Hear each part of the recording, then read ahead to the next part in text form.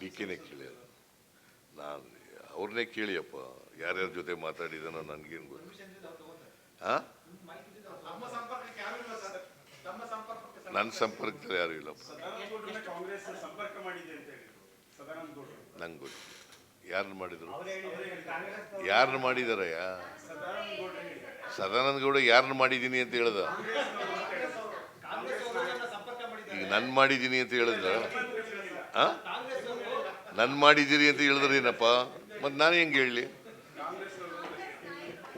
ಕಾಂಗ್ರೆಸ್ ನಾಯಕರು ಯಾರನ್ನಾರ ಮಾಡಿರ್ಬೋದು, ನನ್ನ ಮಾಡಿದಾರ.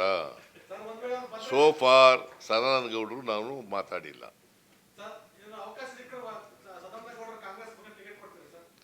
ಈಗ ಆತಕ್ಕೆಲ್ಲ ಊಹಾಪೋಹಗಳಿಗೆಲ್ಲ ಹೈಪಾಥೆಟಿಕಲ್ ಕ್ವಶನ್ಗಳಿಗೆಲ್ಲ ಉತ್ತರ ಕೊಡಲ್ಲ ನಾನು.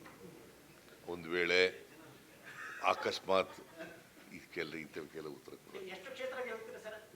ನಾನು ಹೇಳಿದ್ದೀನಿಲ್ಲ, ಕನಿಷ್ಠ 20 ಸೀಟ್ಗಳು ಗೆಲ್ತೀವಿ ಅಂತ. 20 ಸ್ಥಾನಗಳನ್ನು ಗೆದ್ದೇ ಗೆಲ್ತೀವಿ.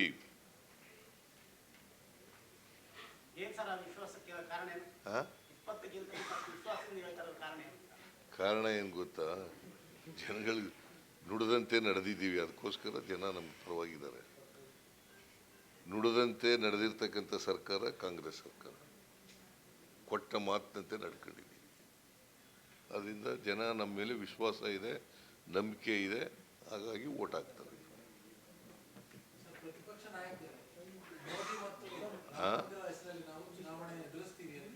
ಯಾರು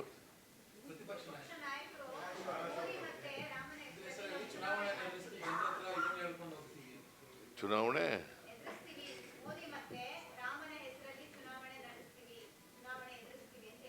ಏನು ರಾಮ ಅವರೊಬ್ಬರ ಆಸ್ತಿನ, ನಮಗೂ ಆಸ್ತಿನೇ.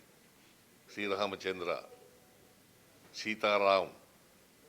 ಸೀತಾರಾಮ ಅವರು ನಮಗೂ ದೇವರೇ, ಅವರೊಬ್ಬರಿಗೇನ. ಮೋದಿ ಕಳೆದ ಅಸೆಂಬ್ಲಿ ಎಲೆಕ್ಷನ್ನಲ್ಲಿ ಓಡಾಡಿರ್ಲಿಲ್ವಾ? ಆಗ್ಲೂ ಇದೇ ಮಾತು ಹೇಳಿದ್ರಲ್ಲ,